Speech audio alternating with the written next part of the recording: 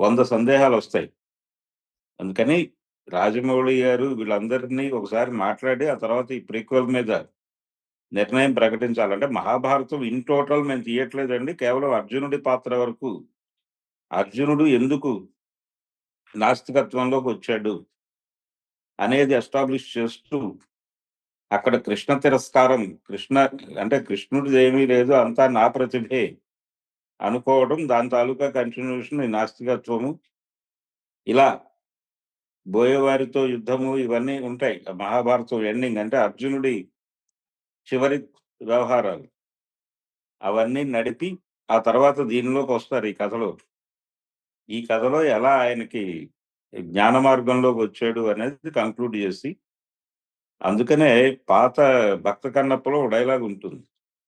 శివుడు అంటే ఇందులో రుద్ర పాత్ర ద్వారా వచ్చి శివుడు మాట్లాడతాడు. అందులో బాలయ్య గారే స్ట్రెయిట్‌గా వచ్చి కృష్ణరాజుతో మాట్లాడతాడు.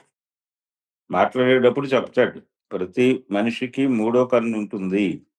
మూడో కన్నంటే తన్ను తాను తెలుసుకోవటమే. లో వెలుగు. అది నీ కండ సిరి కంటే కూడా గొప్ప సిరి. అది కోల్పోయావు నువ్వు. నువ్వే సర్వం అనుకుంటున్నావు. నీ గొప్పని ఒప్పుకో. అలాగే ఎదుటివారి గొప్పని కూడా చులకన చేయకు. అవతల వాడి గొప్పతనాన్ని కూడా అంగీకరించు. అలా అంగీకరించగలగటమే మూడో కన్ను అని చెప్తాడు. అదే సిద్ధాంతం. ఆ సిద్ధాంతాన్ని ఎక్స్‌ప్లెయిన్ చేయటం కోసం ప్రీక్వెల్ తీయాలి. మేబీ అలా 'వీరార్జున' పేరుతో ఒక ప్రీక్వెల్ తీసి మహాభారతంలోకి ఎంటర్ అవుతారేమో చూద్దాం. ప్రతి సినిమా రిలీజ్ అయిన ప్రతి సినిమా షో కంప్లీట్ అయిన గంటలో హెచ్‌డీ ప్రింటే మార్కెట్‌లోకొస్తోంది. కాబట్టి ఈయన మనసు ఇప్పుడు ముక్కలు కావటం కాదు. ఈ సినిమా రావటానికి ముందే మనం అనుకున్నాం. ఇది అంటే నష్ట నివారణ చేయాలి అంటే గనక పైరసీని అడ్డుకోవాలి. అంటే ఆన్‌లైన్ పైరసీని అడ్డుకోగలగాలి. అదే సినిమా ఇండస్ట్రీని చంపేస్తోంది. పైగా వాళ్ళు ఓపెన్‌గా ఛాలెంజ్ చేశారు. మీరేం చేయగలిగితే అది చేసుకోండి అని ఐబొమ్మ వాళ్ళు ఛాలెంజ్ చేశారు సినిమా ఇండస్ట్రీని. మరి ప్రభుత్వాలతో చర్చలు, టికెట్ల రేట్ల పెంపు ఈ గొడవ కాదు. ఇది కంట్రోల్ చేసుకోగలిగితే ఈ లీకేజీ అంటే ఈ పైరసీని కంట్రోల్ చేసుకోగలిగితే సినిమాలు ఉంటాయి. లేదంటే గనక సినిమా ఇండస్ట్రీకి ఇది పెను ప్రమాదమే. ఇది ఈ రోజున కన్నప్పకి జరిగిన అన్యాయం కాదు. అనేక సినిమాలు ఇప్పుడు ఆ మధ్య 'గేమ్ చేంజర్' సినిమా బస్సుల్లో వేశారని చెప్పుకున్నాం గదా! అవి ఆయన చూసుంటాడు గదా!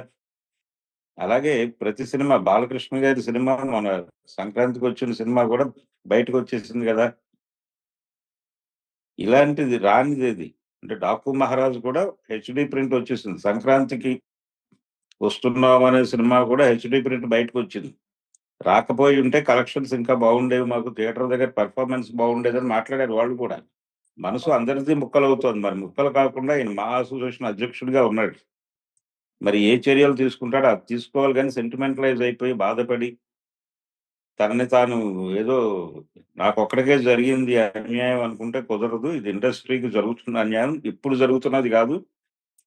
అనేక సంవత్సరాలుగా జరుగుతున్నటువంటి కార్యక్రమం ఇది. దీన్ని అడ్డుకోవడానికి ఏం చేయాలనేది ప్రోగ్రామ్ ఆలోచించుకోవటం మంచిది గానీ, ఇలా బాధపడి, కన్నీరు పెట్టి, అలా ఏడవటం వలన ప్రయోజనం లేదిప్పుడు. రోదన అయిపోయింది.